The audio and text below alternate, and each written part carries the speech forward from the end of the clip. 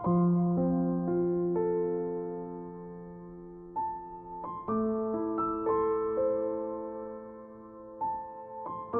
Ustaz.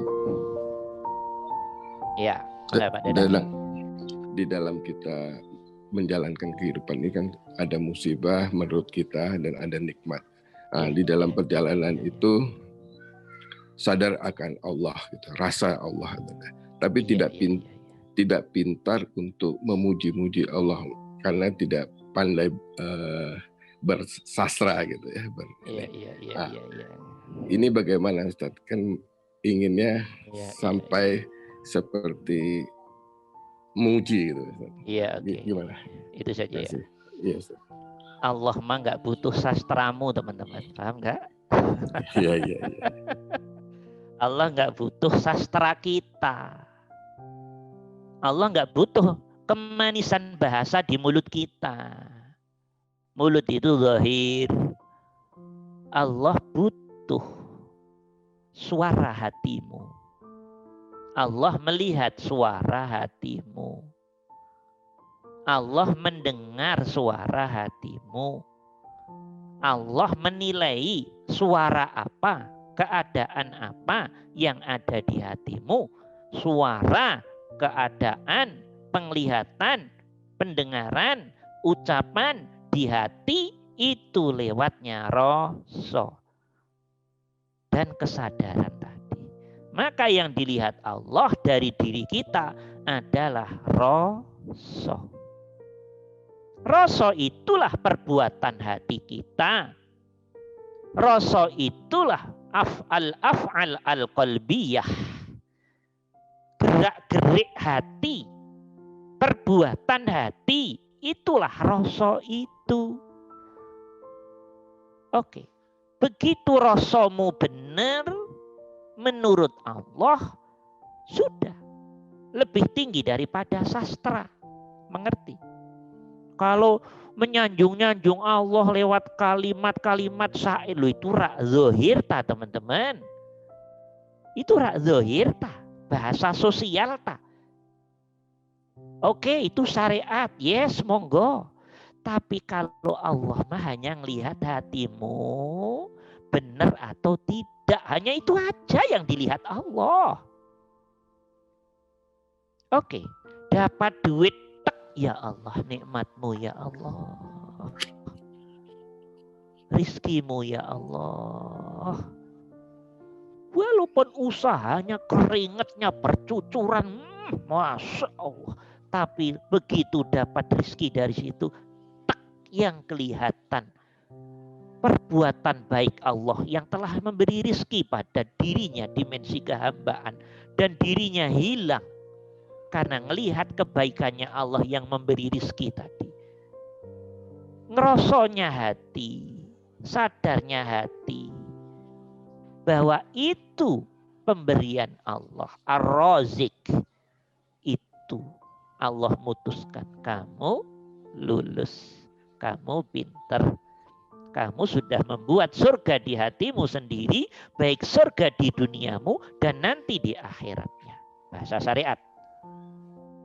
Kamu sudah mampu melihat aku lewat pemberianku.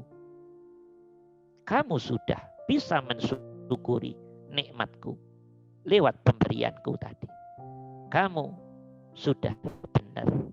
Kamu sudah zikir aku lewat pemberianku tadi. Kamu sudah sholat padaku.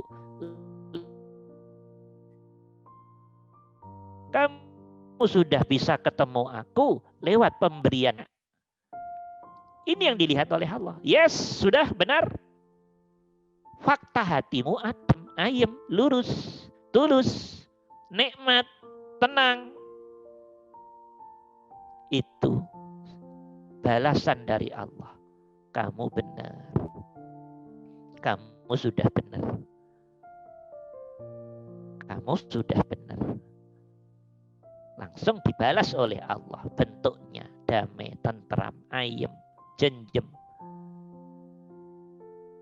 Dan rasa ini menguasai dirimu. Nah, gitu dah, Pak Dadang. Sama. Demikian juga sebaliknya, ketika Allah memberi sesuatu yang tidak kamu inginkan, sama kayak Bu Asri tadi, yang tidak diinginkan macam-macam, yang tidak diinginkan, ya macam-macam perbuatan yang kita nggak ingin, tapi tahu-tahu yang tidak ingin itu datang pada kita. Macam-macam, banyak sekali macamnya,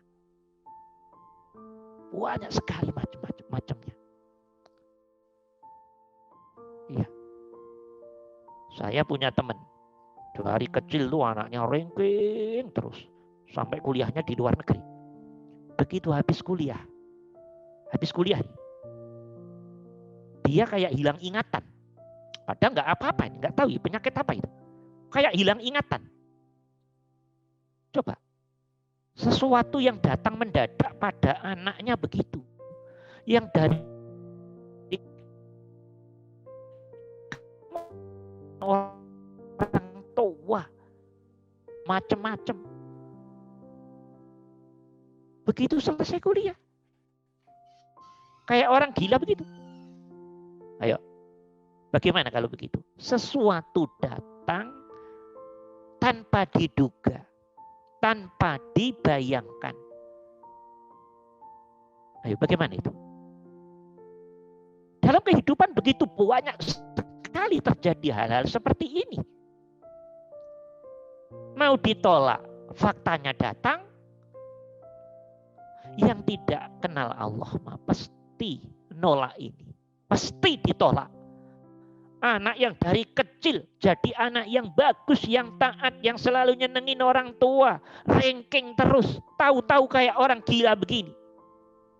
Coba kalau diuji begitu apa enggak babak belur kita? Hanya ada satu dari dua yang sudah kenal Allah. Ya Allah, ujianmu ya Allah. Sami'na wa ata'na. Hamba ikuti terus ya Allah.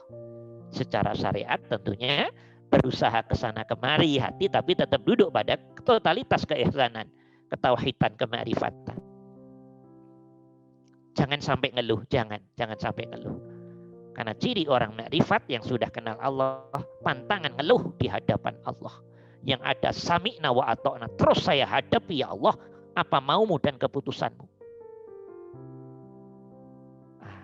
Begitu teman-teman. Waduh, hidup ini sangat-sangat tidak mudah menghadapi hidup ini.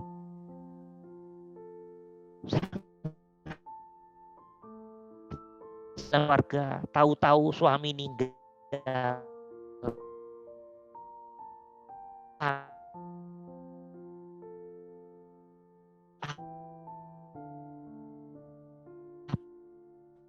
Waduh.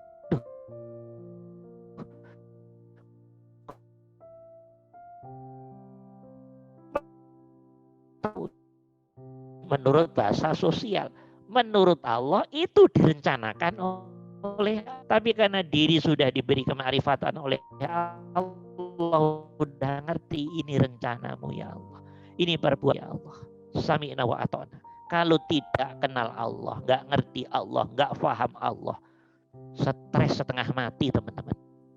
Tapi karena bimbingan Allah, sudah yakin bahwa semua hal terjadi semuanya atas izin Allah, maka sami'na wa ata'na ya Allah, siap ya Allah, sambil mengikuti apa terusnya cerita berikutnya yang akan dimainkan oleh Allah. Nah, seperti itu. Saya juga punya teman, anaknya diuji, masya Allah berat sekali nih. Tapi saya sendiri mohon maaf agak bukan suudon ya, tanda tanya, karena dia pegawai negeri tapi kok punya banyak rumah mewah di mana-mana. Nggak perlu saya sebutin. Masya Allah, anaknya itu diuji oleh Allah. Sakit parah. Sampai mohon maaf nih, rambutnya itu loh hilang semua, gundul gitu.